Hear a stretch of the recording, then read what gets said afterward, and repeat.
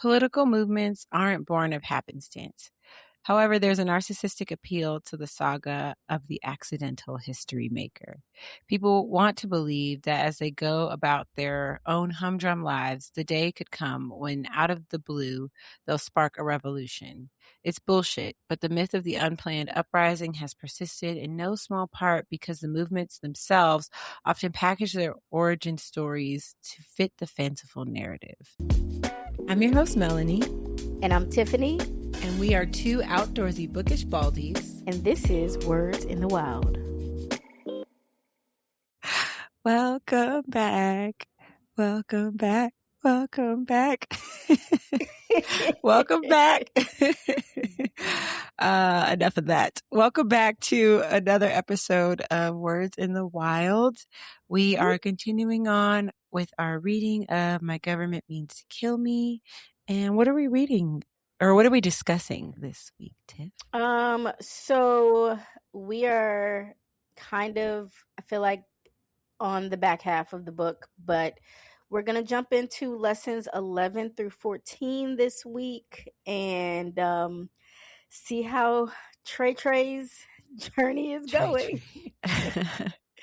Yeah. Trey. Good old Trey. Yeah, cool. Well, I guess before we get started, a quick check-in. How are you doing?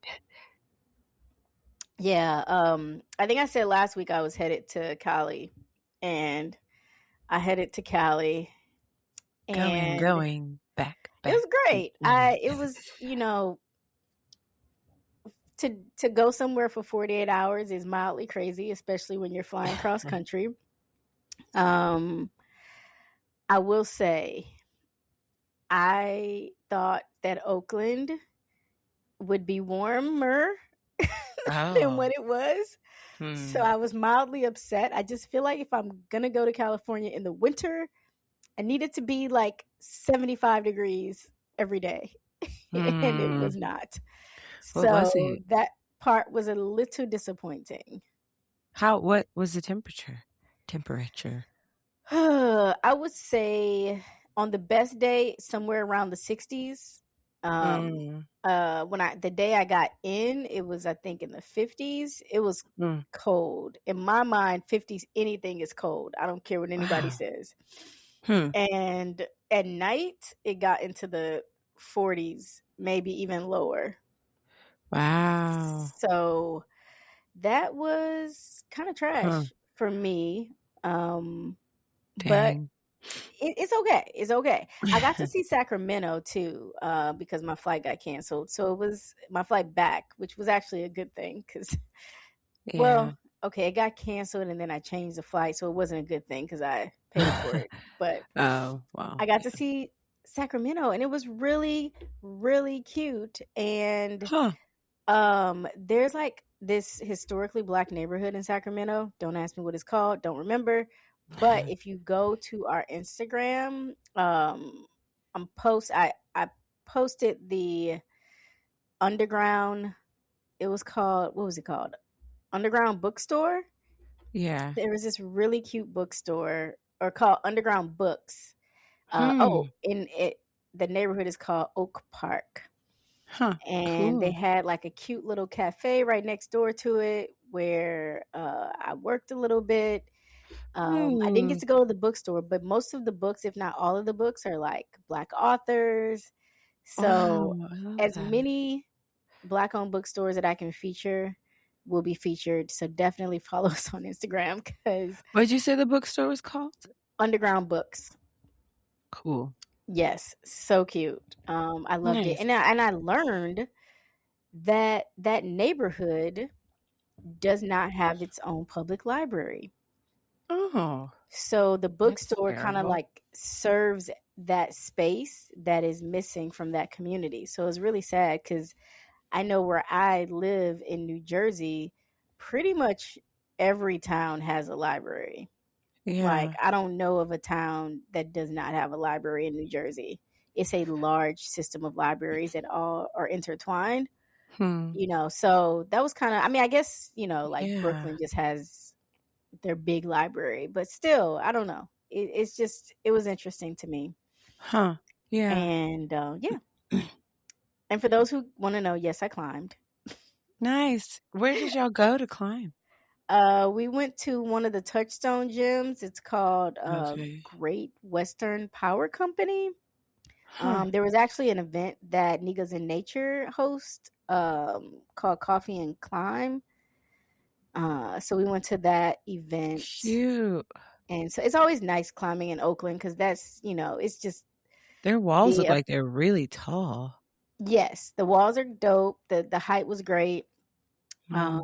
The melanin was melanin. It was Do it you think it just was just that event, or do you think it was like actually a lot of Black climbers that go to that gym? um God, that event because I think they had like 50 people RSVP. That event specifically will bring out a lot of Black folks, but I will say compared to like some of the gyms in New York, I think you will traditionally still see more Black people climbing in that oh gym. my It's God, not going I to be like can't. 20, 30, 40 people Yeah, but you might like see 5 or normal. 6 Yeah, yeah, at one yeah, time. yeah, which is great because, Wow, like I that's said, huge. I've not seen one. I'm usually the only one. So, There have been times where I've been like, there's one other Black woman in the gym at the same time as me. Usually I might see like 1 or 2 other Black guys too, but that's yeah. impressive because, yeah, I don't see that at all. And Wow. it's weird, but it is where we That are. is So, so weird. I mean, you but live in New York, though. I live in Albuquerque. It you would doesn't, the think, numbers don't right? make sense. Right. That is Yeah. what's crazy about it. Yeah. I Hmm. mean, I think some of the bigger gyms like Vital, which I don't climb at, but I think you'll see the most Black folks in the gyms in Brooklyn. Okay. And I usually, if I'm going to climb in New York, it's usually in Manhattan, Yeah. occasionally in Brooklyn, but even still in Brooklyn, for the size of the gym and the amount of people that are in the space, the math isn't mathing. Like you would still Right. think there would be a more significant Black population of climbers. Yeah. Um, and like I said, I know most of them, but I feel like if it's not Harlem or Brooklyn Vital, you're only going to see like a handful. So, Wow. but yeah, I climbed. I feel my bouldering is shot. I I am debating on if I'm probably gonna post on our video podcast show that we're Yeah. doing. I think Yeah. I'm gonna share my attempts during that, but I Cool. am very not strong in bouldering. Like ropes is fine, but I mean I think the bouldering at that gym is also hard. But Yeah. Okay. um Man, it's too bad Oakland's so expensive. I honestly feel like I could live in. There are certain parts of California I don't think I would hate to live in. Uh, but Yeah, yeah. I personally felt like you should be in California, Oakland specifically.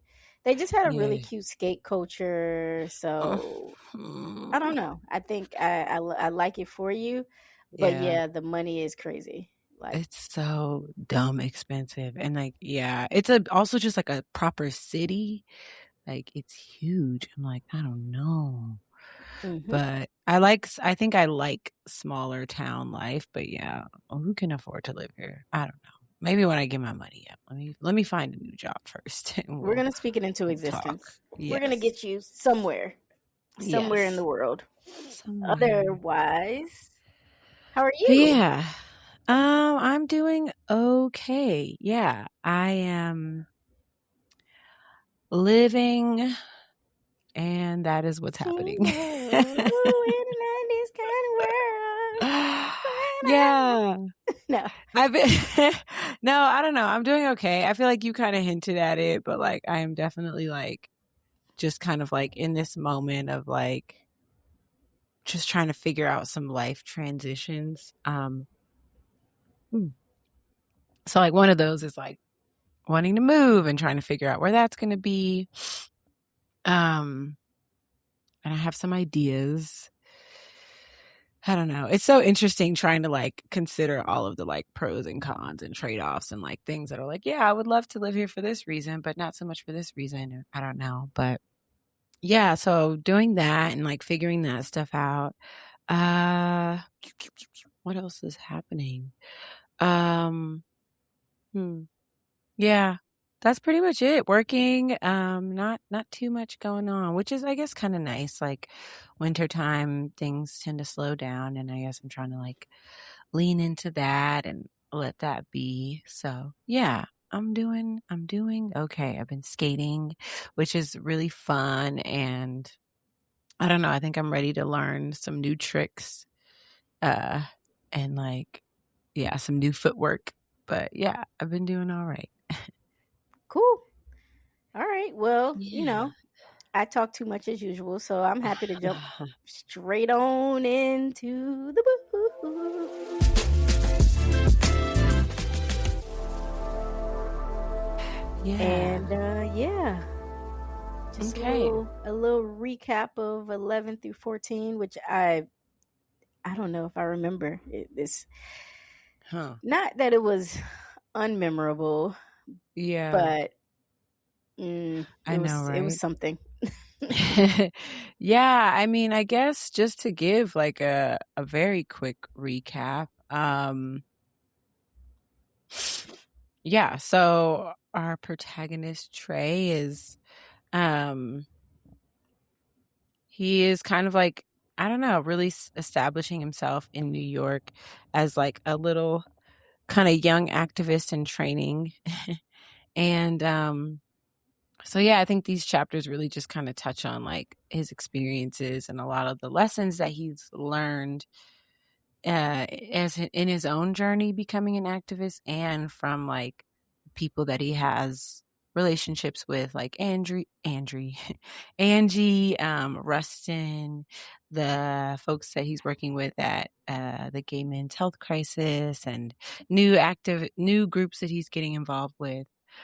So yeah, I can I guess just kind of jump in. I'll start by jumping into I'll read our quotes from each lesson.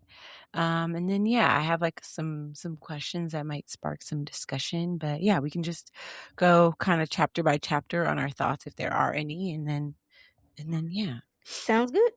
So yeah, lesson 11, allies don't always harmonize.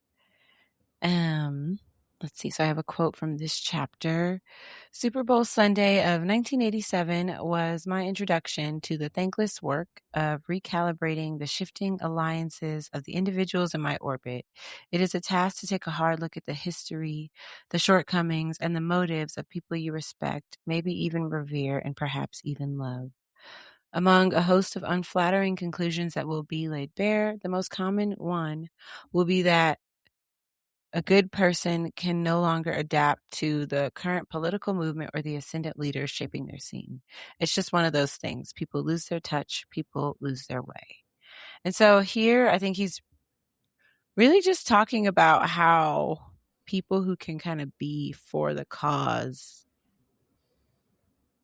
I don't know. I think it's kind of just about like folks wanting to get to the same place, but having different ways of trying to get there. And there's like his relationship with Gregory and how he like wants to kind of be this radical activist and Gregory is kind of just like, I'm over here getting my trade or whatever. Like, I don't actually know how Greg to is use just that trying to word. find the next sugar daddy. Yeah.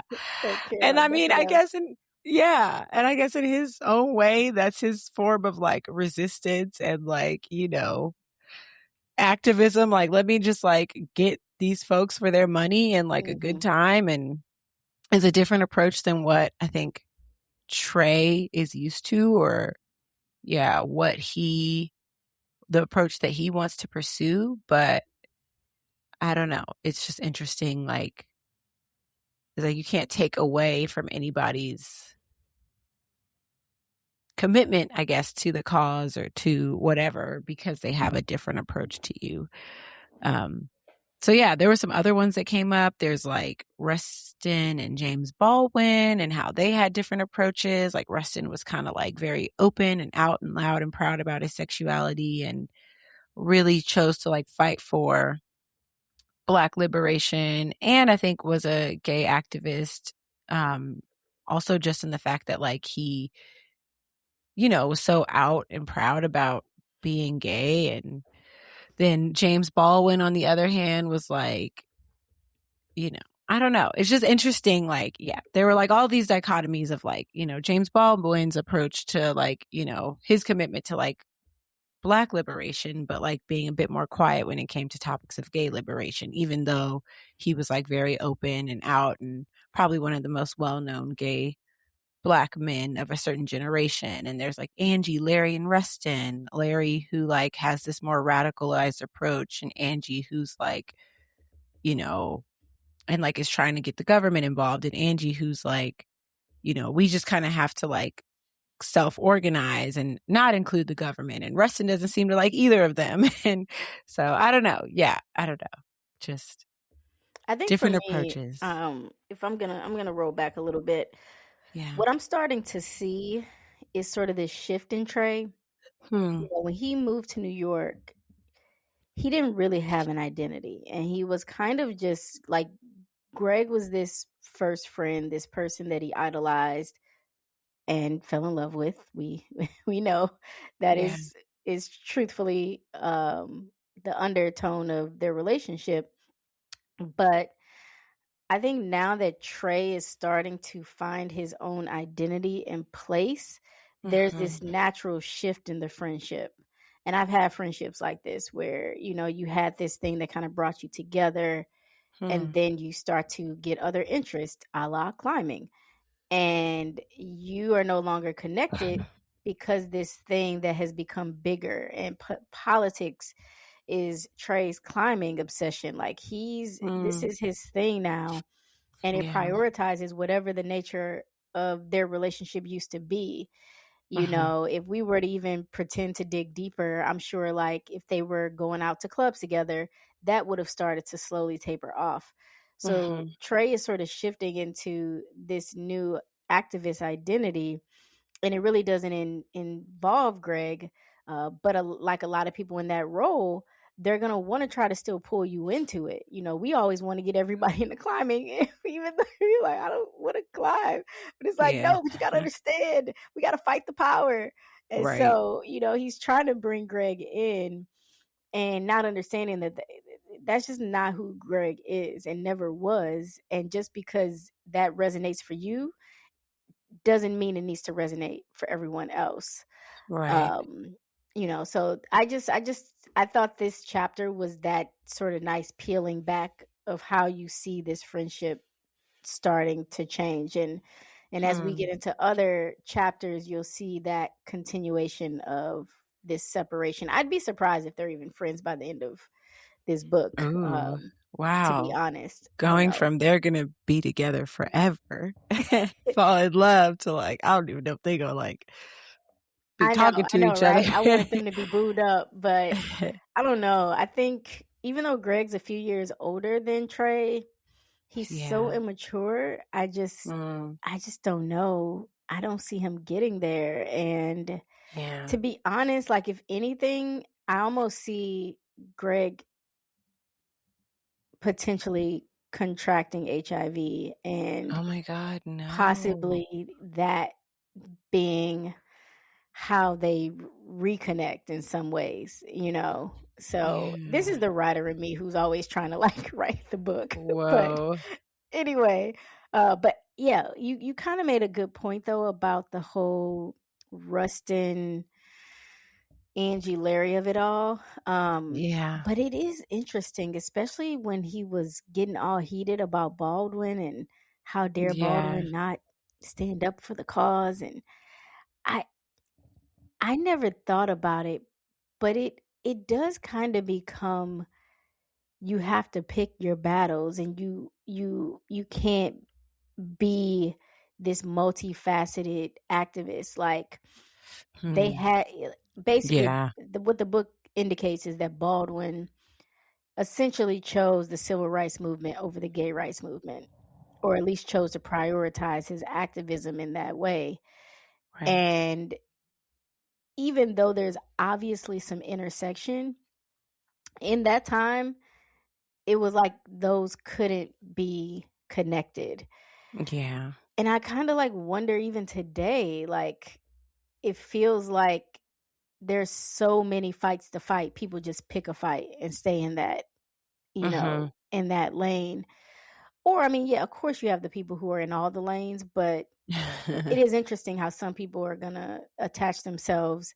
And you've seen it in the wars on the internet, and it's like, well, how can you speak up for this but not speak up for that?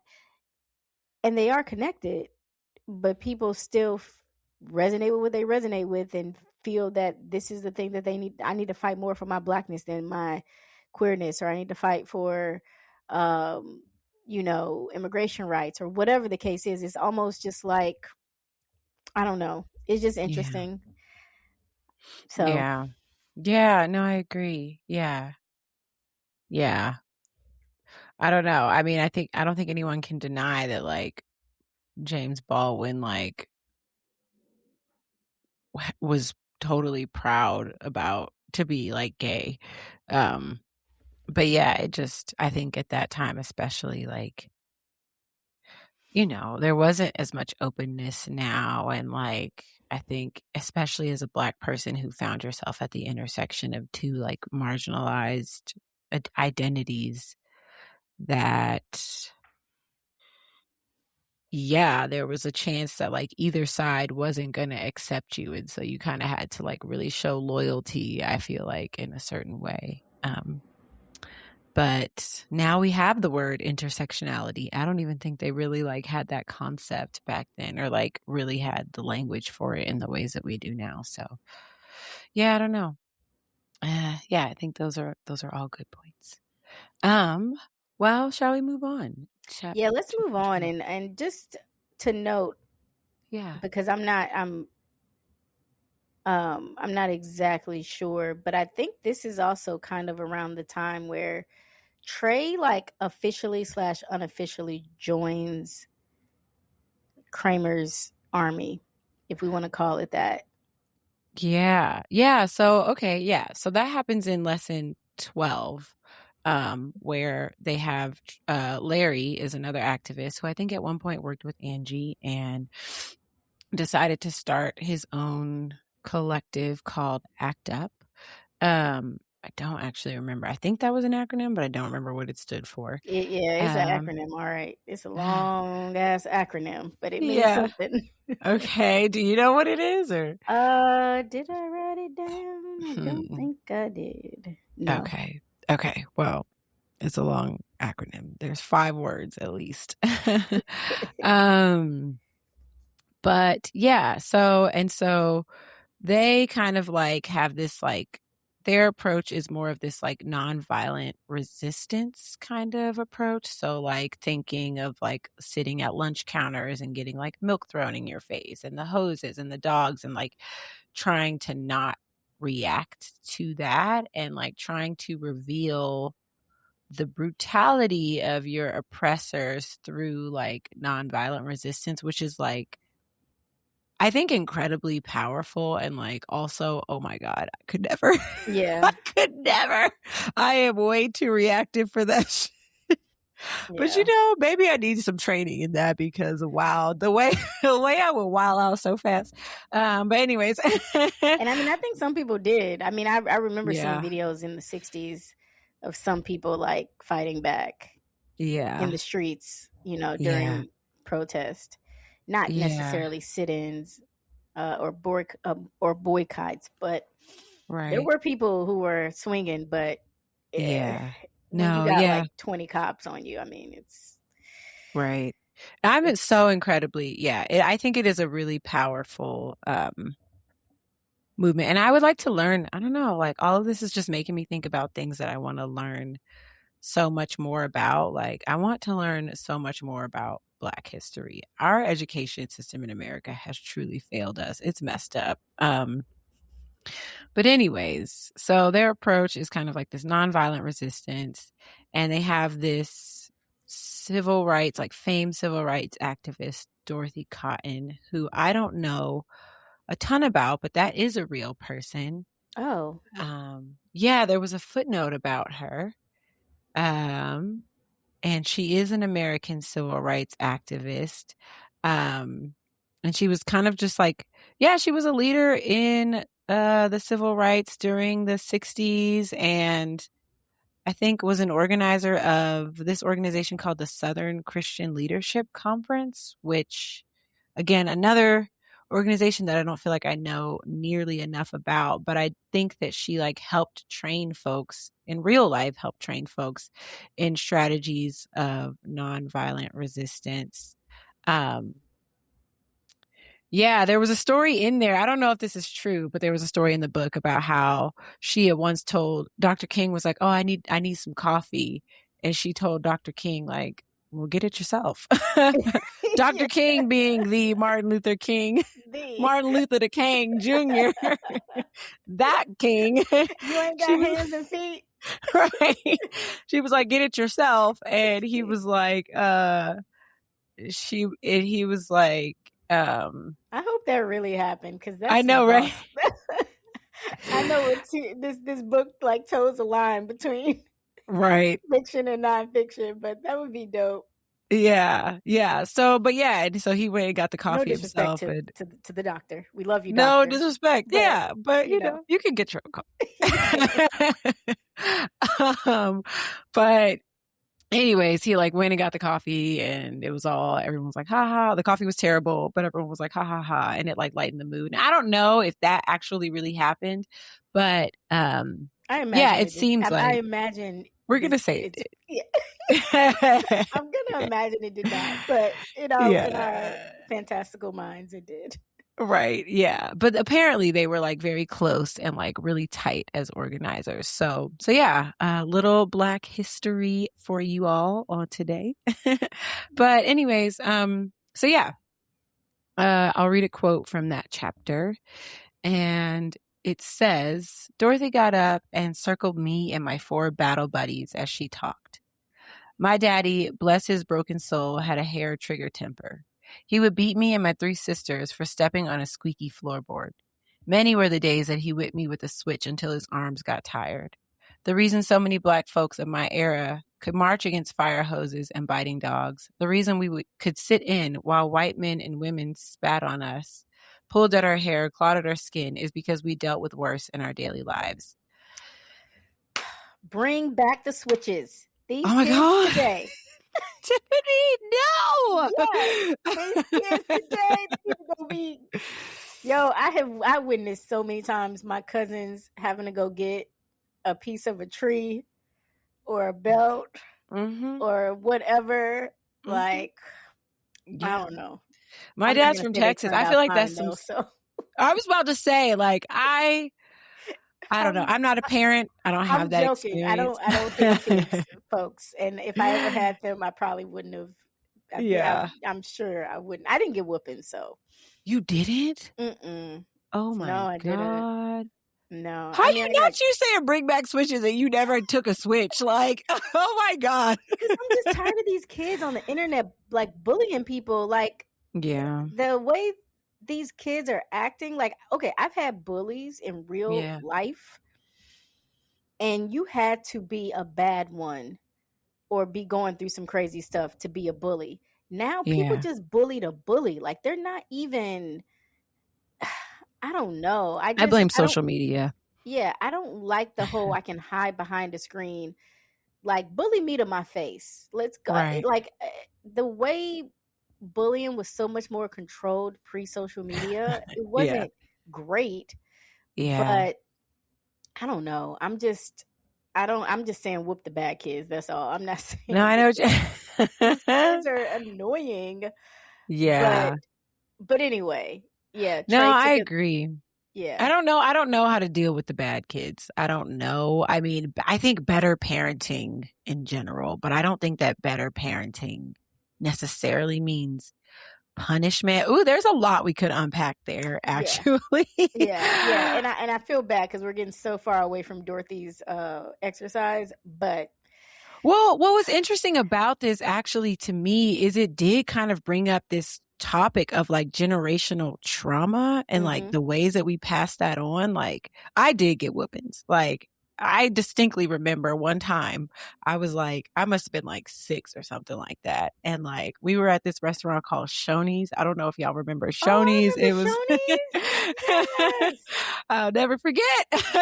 And we had just come from like church and we were getting like little brunch at Shoney's. And I remember cutting up in my high chair, like screaming and Your like high chair. crying. Oh my God, how old were you? I would think I was like 6 or something. I mean, 6 is a little big to be in a high chair, so I might have been younger. I don't know. You were a But little 6-year-old. I vaguely remember like a high chair. And I could be like mixing up memories too, but I definitely remember getting my behind whooped after going to Shoney's one time for like cutting up and like acting out.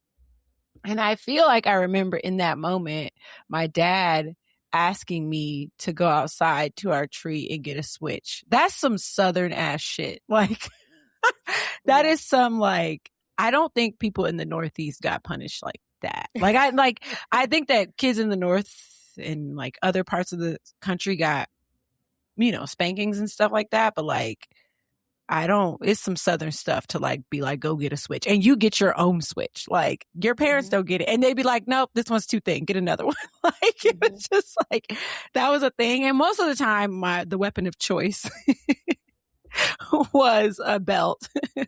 Laughing and sobbing. Trauma. But anyways, most of the time I feel like the weapon of choice was a belt, or sometimes my mom had like these like rubber sandals that she would like pop me with. But oh my God. Yeah, I know. Most of my spankings came from my dad though. We have an okay relationship.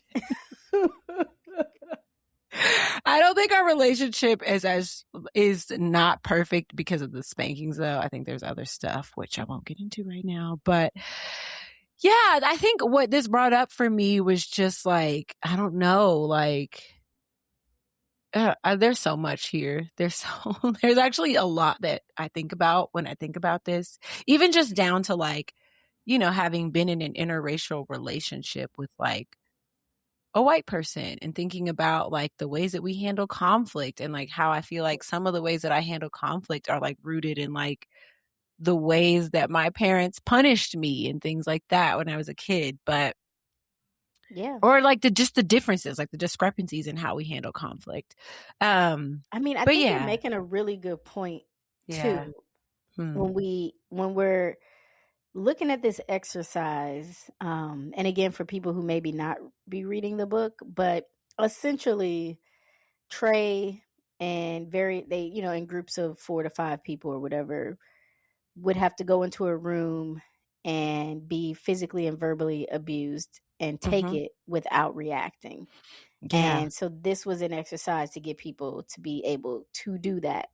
And the quote that you read is making the point that, the woman Dorothy is saying it wasn't that difficult for us, because her era, they had fire hoses, dogs sent out on them, like going to a sit-in and having, white folks spit on you is nothing compared to the Jim Crow era slavery, obviously. Like there has been worse. One of the things that I kind of fear, because you make the point of generational trauma, right? And how things have been passed from generation to generation. I feel like there's a point, because a lot of people think the 50s and 60s was like 800 years ago, or people act like it was like 800 years ago, right? And that these things didn't happen when my mother was alive. You know what I'm saying? Like my mother was alive during segregation. Yes. Yeah. When dogs are getting thrown out. And so, but you got this point, and I don't know if it's like 2020 to 2025, like that you got this like 20 to 30 year period though of people who kind of reaped the rewards of what the people in the 50s and 60s did and fought for, right? They reaped the rewards, so they got comfortable. They got comfortable, right? So they didn't get the dogs. They didn't have to spit. And then 2020 hits. And mind you, I am fully aware that there's a significant amount of Black folks who did not protest, who did not do sit-ins, who did not do boycotts. I know the history of that as well. But it feels like the fight that Black folks used to have to endure and go through, it's like that generational trauma that part of it isn't passing on, because there's this generation who just lives behind screens. Just like people think activism is posting on a Black square, or, like, oh my God. it's like people Oh my God. don't know what that real fight is, Yeah. and almost like a generation has been skipped. Like that trauma isn't traumaing right now, because I don't think a lot of people would do what Trey did, would sit in that room and do what Trey did. And I mean, we saw a lot of people didn't. Even when he did it, they were, running out. Most of the people could not handle it. And I think most people couldn't handle it. But I think even less people right now could handle the battle lines. And that's scary to me. Yeah, no, I think you're right. Like, I think I couldn't. And that's what's crazy about that, is that, like, well, I mean, my parents weren't as bad as, like, what this lady described her parents as, but, like, I'm like, I actually, like, and I'm like on that, I feel like I'm on that, I don't know if fringe is the right word, but, like, what's it called? Like, whatever, that transitional generation where, like, I am in between the current generation and the generation that didn't have, not the name of the generation, but I'm looking for a specific word, kind of like transition. Like, I feel like I'm like a shoulder generation almost. Like, I feel like millennials are like a shoulder generation almost, because there was like the generation before where they didn't have access to like internet or any of the, like, technology that we have. And then there's a generation after where that version of technology has been around their entire lives and they don't know anything else. And I'm like, feel like I'm right in between, right when technology kind of started to take over. So, but yeah, I don't know. It's interesting. It is interesting. Yeah, I don't know. Yeah. And I know this chapter was very political, but Trey has a new booty buddy. I'm sorry. No, it's true though. He does. I was like, go Trey, go. Yes. I know. Even though it's complicated. It's complicated. But anyway, of course, he tries to keep it simple. The boo does. The boo does. I mean, and is very, very clear, communicative, like straight up, not playing games. I love this for Trey for a couple of reasons. It keeps him out of that daggone bathhouse a little bit. Even though they met in a bathhouse. Right. 2, I feel like this is starting to create that separation I mentioned between him and Greg. Like, I don't know which chapter it was that Greg tried to humiliate Trey and tell some like embarrassing story, because Greg don't want to see that boy happy. Like, he's like the worst kind of friend. It's like, you can only be friends with me, but you can't be with me. And if you're happy with anybody but me, then that's a problem. I don't know. But I don't know. He could be boo material. I get it. I know he doesn't want anything serious. And they're only a few years difference in age. It just felt nice. And he's a ballet dancer. He has his own thing that he's obsessed with. Like, it's nice that they both have their obsessions. They can come together and hook up, hang out. So anyway, could hook up, hang out, just chill. It's very much giving that though. It is, and I'm with it. I'm happy.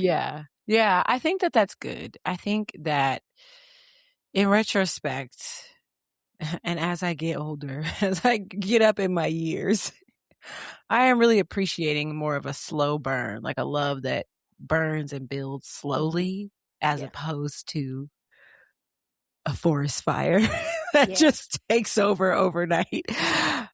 I thought you Because said yeah, forced, and I forest think both of fire. it, because I feel like it's forcing it. Like when you go on Yeah, these apps and you start dating, and it's like you're forcing things to be something quickly yeah. because And nobody I just wants mean, to take time to get to know each other. and like sometimes, you get like caught up. Like you're like, it's like an addiction, I Mhm. do feel like love is quite literally an addiction. And I was watching a video on this. I know I'm getting off topic, but it's like really interesting because it's like, yeah, love does activate the same neurochemical pathways in our brain as addiction. And part of that is because of how dependent we are on like a romantic partner for like raising children and that sort of thing. It was very interesting. Anyways. um, Yeah. but yeah, And I know we need to move on to the next chapter. yeah. Um, Sorry. but But I go ahead, yeah. go ahead. I was just going to say that like, yeah, sometimes you do get like swept off your feet and it feels really intense and in a good way, but it's like, I don't know. I am learning that like that intensity is a signal to my brain to like dial it back, slow down. Slow down. Yeah. Yeah, because I think that like it can burn out just as quickly and I want something sustainable and I Yeah, think and that if you don't yeah. have that foundation to build up that you built this upon, Yeah. when it burns out, there's like nothing else left because Right. everything went so quickly. Yeah. So Right. I Yeah. get it. But I want to move on because I think something happened Mm, in the bathhouse at one point, whether it was 11 or 12, okay. where, and I Yeah, could be 12. wrong, but Rustin was like, hey, Trey, you should kind of like let me know what's going on with this whole Larry character. Yeah. But they never, like, it didn't say that Trey agreed to it. He asked him to do it and said, "Oh, it's all good. It's not bad." And so when they were going through that whole thing with the Larry and the exercise with Dorothy, Right. I was in that moment kind of wondering, like, is he only doing this so he can take this back to Rustin, or is he doing this because he's really into it? I actually could not tell Huh. if he was really like into it or if he was, because I know he like values Rustin so much. So I just Yeah. wanted to say that because I made a note about that, and then we can go into lesson 13. Okay. But I do want to keep that on the forefront of like, is he an activist or is he a spy? Oh my God, is he a mole? Yeah. Oh, I actually thought that like he sincerely was like about it and was like energized, like, but let's get into it and then you call it out when it comes up for you. But lesson 13. The best spontaneous moments are planned. Political movements aren't born of happenstance. However, there's a narcissistic appeal to the saga of the accidental history maker. People want to believe that as they go about their own humdrum lives, the day could come when, out of the blue, they'll spark a revolution. It's bullshit, but the myth of the unplanned uprising has persisted in no small part because the movements themselves often package their origin stories to fit the fanciful narrative.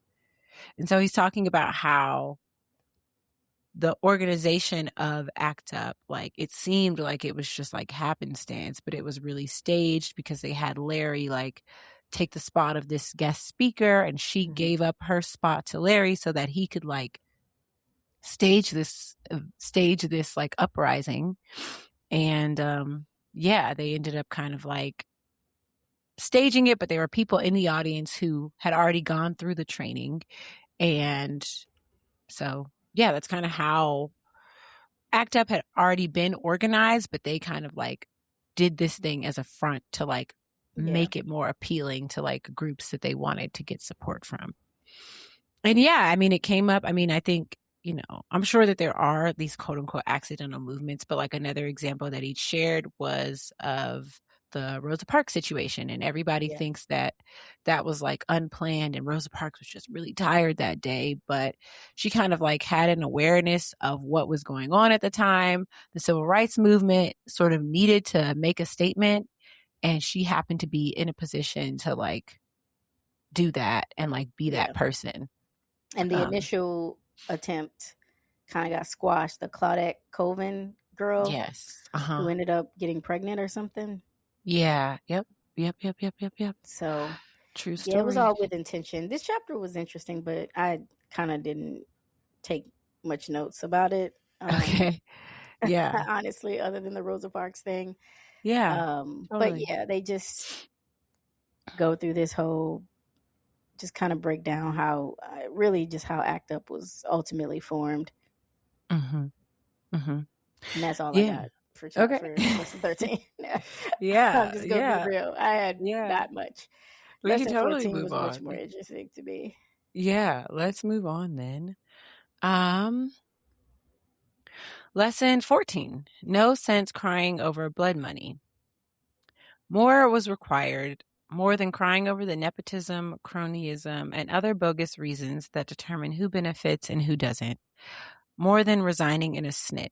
I'd landed a job at MoMA, which would connect me to a world of cultured and influential people. How I got the job was grubby and left me feeling unclean. The way to rectify my misgivings, to balance the score, was to wring what I could from this gig to serve the greater good. The solution was subversive action, not tears. Through me, MoMA was going to support the gay rights movement. Yo, this whole time, I'm like, how does Trey not have a job? Right? Yeah. Like, I know, right? bro, Yeah. how are you living in New York in any decade Yeah. with no job? And Yeah. it didn't even seem like he was trying to find a job. I I was like, know. how you gonna walk into a place and volunteer? You need money, my G. Like, you need money. I Yeah. was so confused. I know. In New York too.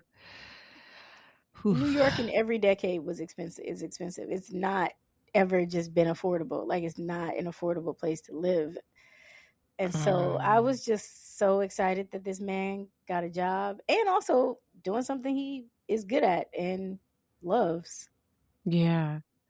Yeah, I know. I was really happy for him too. And yeah, I mean, I think this quote comes from the fact that like he got this job and realized, well, for the way that he kind of got the job initially was that Rustin sort of like put in a word for him, and after what am I trying to say? after we realize he's a snitch. Right. Basically, like after he kind of like, snitched on what was going on with ACT UP, Rustin was like, here's a treat. And he like gave him this job opportunity. And then he found out somehow that the woman who I guess would be his manager, they didn't really explain like the relationship between that woman and his mother, but somehow they got connected, and his mother, had things to say about him. Positive things to say. Yeah. Surprisingly. Yeah. But he didn't like the fact that, and that's helped sway the woman's decision to hire him. And Trey didn't like that because he really wanted to like get it out the mud, make it on his own. I think that like as someone who comes from money, he glorifies the struggle and the hustle. And it's like, you better take that opportunity. Like, there's no, listen, white people invented nepotism. Okay. Like, I just feel like this is how they get ahead and how they have like so much control and power. And here you are with like an opportunity. Like, do not throw this away because of like pride or whatever. Like, nepotism makes the world go round. In New York. I know. Like, dude, do you want to go cut grass again? Like, right. And you like, you want to do this. It's a really exciting opportunity. Like, I don't know. And so I think it was good at it. Yeah. I think it was his pride that was really, But his boo was like, Eric was like, don't quit that job. Like, and I'm glad somebody talked some sense, because Greg would have been like, no, be unemployed with me. right. Be broke with me. Be broke with Be me. in Yeah. debt. Like, that dude is in so much debt. Like, I know. Ugh, yeah. So yeah. Yeah, he ended up deciding to keep the job. But he realized that like it's not enough to just take the job and like selfishly, like, you know, propel himself forward. Like if he's going to take this job, he's going to use it as a way to like, you know, push his agenda for the gay rights movement. So yeah. But you said it brought up some stuff for you. So yeah, I think for me, the whole MoMA thing was honestly whatever. I didn't really think that deep about it. The thing that yeah. stood out the most to me with this lesson Huh. was because the whole time I saw him kind of like immersing himself in Larry's space. Yeah.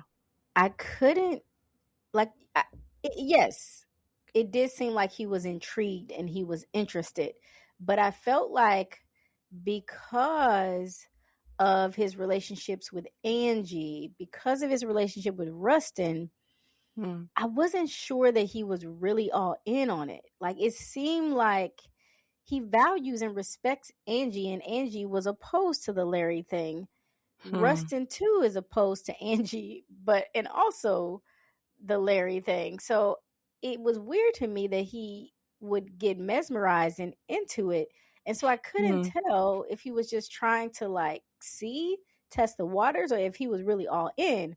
The thing that lesson 14 brought out for me, and I know I called him a snitch jokingly, but I actually think he's still just this ignorant little boy who does not realize he's getting played.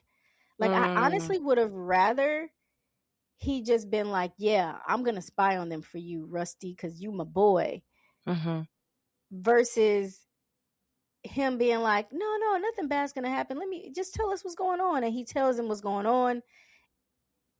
And, you know, not to like predict, but I do think he's ultimately not a whistleblower, but he's going to be the reason why some stuff hits the fan, because but he doesn't realize it. He's gonna be like, well, I didn't know that was, and he's gonna be one of those people like, well, I didn't know, he said, I thought. And I'm just like, it's just more frustrating because like personally, like I just would rather he had just said like, yeah, I'm a snitch for you. But he's actually, I think, is his ignorance is worse than being a snitch. It's gonna end up worse for him. You know, I feel like Yeah. at least if he had just picked a side and said, I'm not gonna Right. talk about this thing because it means something to me, or I am gonna roll with Rustin. Like pick a side, because that teetering in between is never, like I've been hearing this thing a lot where it's like a friend to all is a friend to none. And I just I don't think he can, I really don't think he can maintain these three friendships with these three activists who have three very different modalities. Approaches. Yeah. Interesting. Ooh, so you're predicting some sort of blowout at some point. Yeah, he's gonna Wow. lose a relationship soon. He is. Ooh, wow. Well, I like that as a I like predictions. I am curious to see, yeah, what happens. I don't know. I don't know. Yeah. I like Um predictions. What predictions do y'all have? Well, y'all probably already read the whole book, but I I'm am curious if curious. I anybody hope, has any predictions at this yeah. stage in the game. Yeah. Yeah, I am curious. And I'm like, oh, I mean, I guess, yeah, if you want to read the whole book, read the whole book. But you're But read listening the to us like, synopsis. no, this is what's going to happen. Yeah. Yeah. I don't know. Just don't tell us what happened. That's fine. Yeah. um, yeah. Well, those are the chapters. I don't know. And I had some, yeah. I think we did a good review. I think we did good coverage. Yeah, I mean, I like I like where it's going. Yeah. I actually didn't, because I'm kind of like one of those people who don't like to watch the trailer for a movie. I also don't like to read too much about what a book is about. Huh. Um, Yeah. like give me a general concept and then let me see what's going on. But Mm-hmm. I didn't know it was gonna like go into activism and politics, and I didn't know Mm. this was the the realm. But I like it. I Okay. like it. Cool. But yeah. So I think moving forward, there's only one more section, There's only and one, and there's we're only done. one more section. Yeah, we have. And then, oh my God, I'm excited for our next book too. Hold on, let me double check what that one is. But I think it's Yeah, all the I'm books are on our stoked about our website too, just books. FYI. So if you're wondering what books, it should be in order of the books that we're reading. But Melanie wants to tell you now and not next week when we have our final Ah, episode of this. well, just so you have extra time. You Yeah, got yeah, extra yeah. In time to case you get need it. to order that book online or whatever the case. But we are reading Parable of the Sower, which I am stoked about. I think I you're have no gonna like idea what this. it's about. I'm just following. I'm Okay. just, you know, I won't say I'm much. just. This is another one that I've read. And But okay, the reason what's the hmm, genre? I would say dystopian. So like Uh fantasy? no, No, dystopian in sci-fi. like dystopian meaning like what's the worst that could happen? And then it happens. Like Okay, 1984 is dystopian or like Brave New World is dystopian like okay. like it's not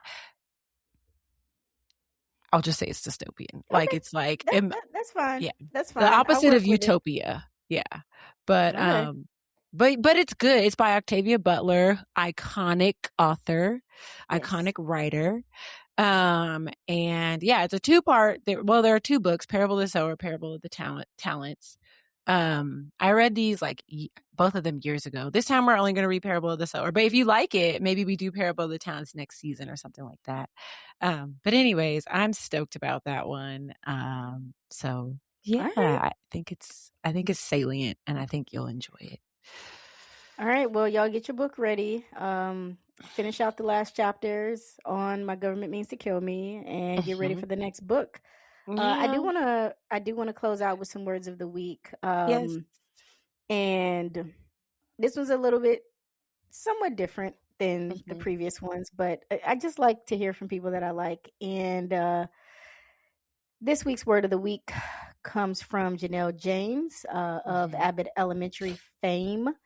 She Mhm. was featured on Scott Evans' House Guest, if you're familiar. If not, you can check the full interview out on his YouTube channel. But I'm just going to play this short clip and yeah, leave y'all with that. I'm smart enough to know what to do to make money. To make the money. But you don't want it. And also want to do art. Right. And also, like, you want to love it. You want to love it. But, yeah, that's the push-pull of, I think, like, intellectuals, too. Like, you're just like, I know what I can do to fucking pick up. But I don't want to. But then you get trapped there. In that. So that really resonated with me, and it probably could connect to you too, Melanie. Mm. And essentially, that clip is just saying, like, yes, I could go get a full-time corporate job, or I can do this thing. Like for her, in reference to, her agents wanting her to do more things and it not being something that resonates with her or feels artistic. Like she could Mm. do probably commercials or something, right? And she's probably turning down commercials because she's like, no, Mhm. I want to do this thing that hits me, that moves Mhm. me. And I know right now it's kind of hard because, Mhm. trying to find work is difficult for people. And so, beggars can't be choosers. Mhm. But I want people to be inspired to like make whatever art means to you. Do the thing that you want to do, the thing that gives you life. There's so Mm. much death and disaster and destruction and just mess Yeah. that even if it's not something you can do full time, be like Trey and get into volunteer with something that breathes life into you. Yeah. Word. I love that. Thank you so much for sharing. Yeah, I agree. I am trying to find the joy and the thing that gives me life. I mean, I know those things. I know what those things are, and I'm trying to just make more time to do them and really prioritize them. So yeah, that does resonate, and I appreciate you sharing. Yeah. Can you send me that clip actually? I can send you the whole interview. Okay. But I want that clip too, because I want to listen to it again. Yep. I got you. Thank you. So yeah, thank you all for listening. And as always, follow us. We have a new Instagram page. So we are trying to bring up our followers on the Instagram page. We will be posting content. Not a ton of clips. We'll probably post some clips here and there, but it's really going to be sharing some of the video content that we're going to be creating. And definitely Words in the Wild Pod on Instagram. We're on TikTok, but we're not on TikTok. We're having a battle with how we feel about TikTok. And so I'm not sure that we're really on TikTok. I'm not on TikTok. I refuse. But anyway, check out our website, linked in the show notes. Join the book club. Like we said, we're gonna have some events popping up. This probably summer is what we're aiming for, is to host something in person this summer. So definitely join the book club, and just keep reading, keep doing what you gotta do, and stay tuned for our video series, because that's coming up soon too. Yes. Yeah, I'm excited. Cool. Thanks so much for being with us and rocking with us so far. And I hope you're enjoying the book and conversations. And we look forward to your thoughts. Please share any thoughts you're having with us. And also, if you have recommendations, I know we're ahead of. I know we're still in this season, but just in general, I'm always down for recommendations and inspo for what. And we do read next. books outside of the podcast. Yeah. So yeah. All right. Cool. Well, we will see y'all next week. Same time, same place. Peace out. Bye. Words in the Wild, an adventure and wellness podcast produced by First Outdoor Company. Subscribe now and be sure to follow us on social media at Words in the Wild Pod.